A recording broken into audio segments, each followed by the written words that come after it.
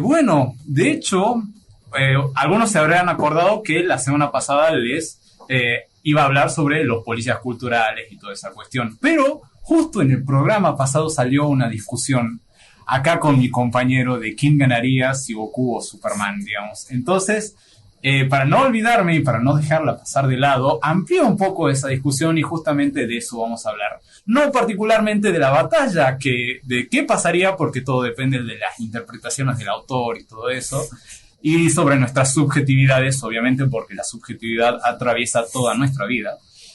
Voy a hablar más bien de el problema que tienen este tipo de personajes, cómo se denominan, qué características tienen y por qué son un síntoma, son un recurso, un tipo de recurso que se utiliza, pero hay que saber utilizarlo bien para que genere empatía con el público, digamos, porque convengamos que cuando se trata de hacer personajes, no importa mucho esta suerte de complicidad que hay entre el que ve la obra y el que la escribe o produce, digamos, de saber que el personaje sí va a ganar porque es el héroe, digamos. Claro. Porque a final de cuentas de eso se tratan las historias, digamos, de que incluso si ya sabes lo que va a pasar, igual la ves porque es interesante y porque por algo funciona. Pero ¿qué pasa cuando no funciona y cuando ya va a los límites de lo absurdo? Opa. Uy. Me interesa eso.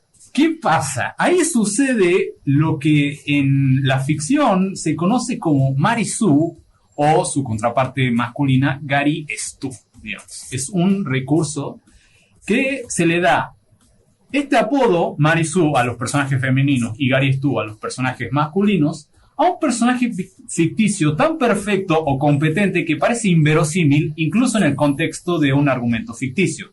Frecuentemente, Mary Sue se identifica con una versión altamente idealizada del alter ego del autor o del lector. Usualmente es un personaje prácticamente sin defectos, cuyos aspectos positivos superan todo su rol en la historia y lo vuelve unidimensional.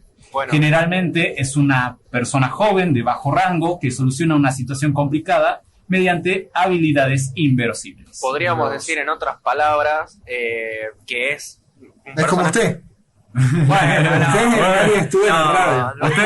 convengamos que Miguel es muy conveniente para la trama cuando tenemos que hacer trabajos prácticos que tengan que ver con edición. Perdón, no me voy más del tema porque no, yo lo que quería decir era que poniendo en otras palabras lo que acaba de decir Marcos, como para que sea un poco más entendible, básicamente un personaje que es tan perfecto que no importa qué pase, siempre va a salir victorioso, digamos. Exactamente, pase lo que pase, siempre va a...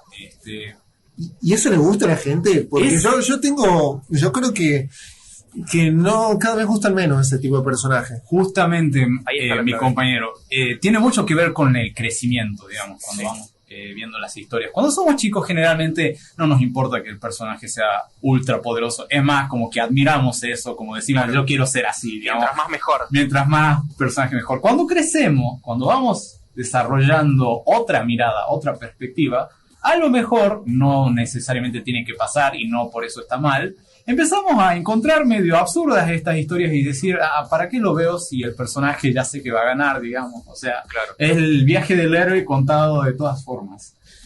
Lo que entra en juego ahí es cómo lo utiliza el autor. Si lo utiliza bien o lo utiliza para salirse de los problemas necesariamente. Está relacionado con un recurso que en el teatro y que también se aplica actualmente, es el Deus Ex Machina. El Deus Ex Machina proviene del teatro griego, que refiere a la cuerda que levantaba al dios, al personaje que hacía del dios en la obra de teatro, y lo sacaba de un lugar cuando se encontraba en una situación sin salida.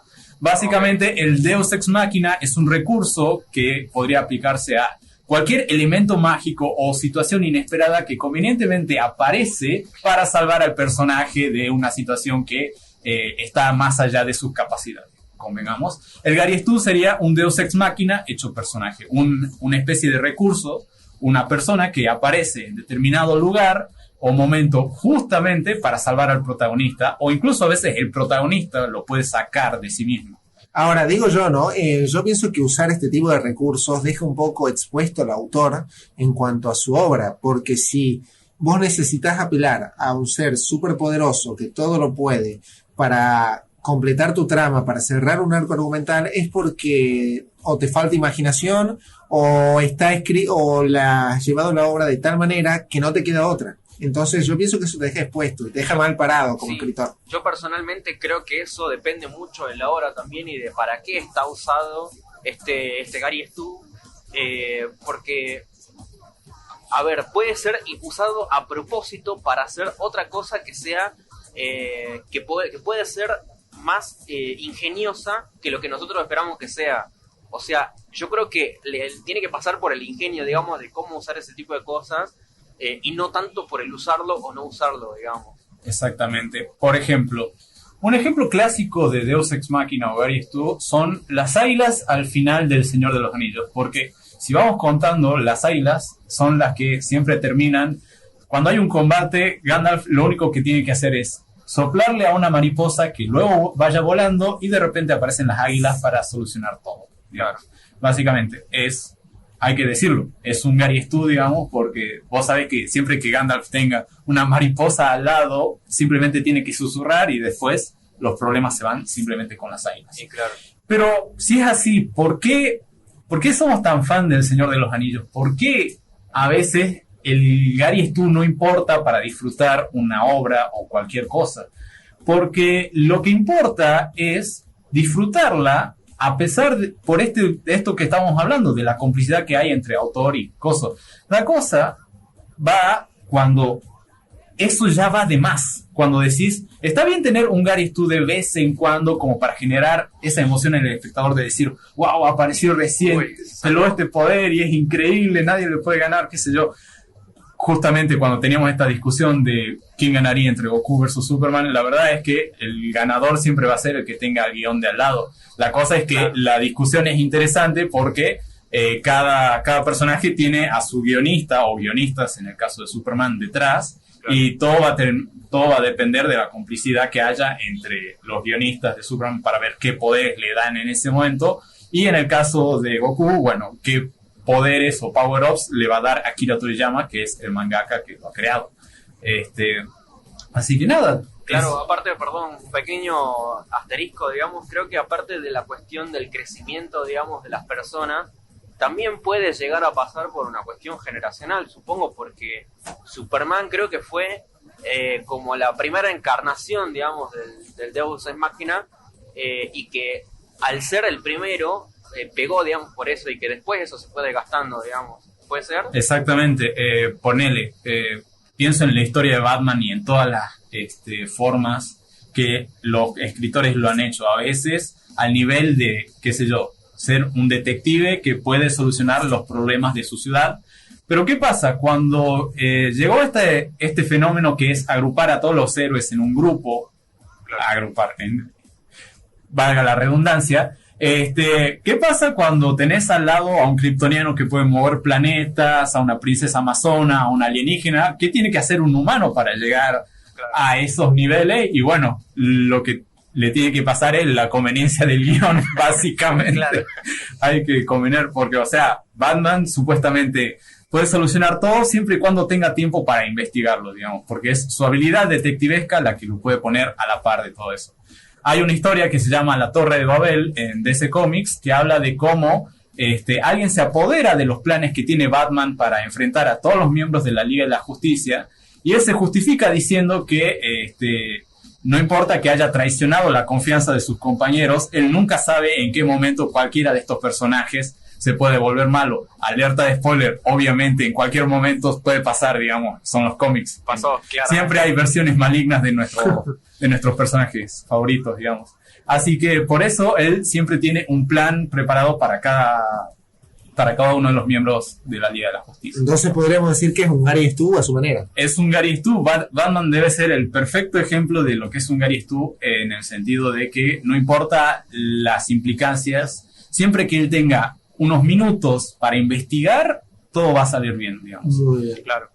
Y para concluir un poco, entonces, la conclusión que saco yo de todo esto es, ¿no?, que tanto el Gary Stu como el Mary Sue es un recurso válido siempre y cuando se lo aplique en el momento correcto, acompañado de una historia que realmente lo necesite. ¿Puede ser? Perfectamente, así lo has dicho, compañero. efectivamente, los recursos literarios que se pueden usar no son ilegales. Todo va a depender de...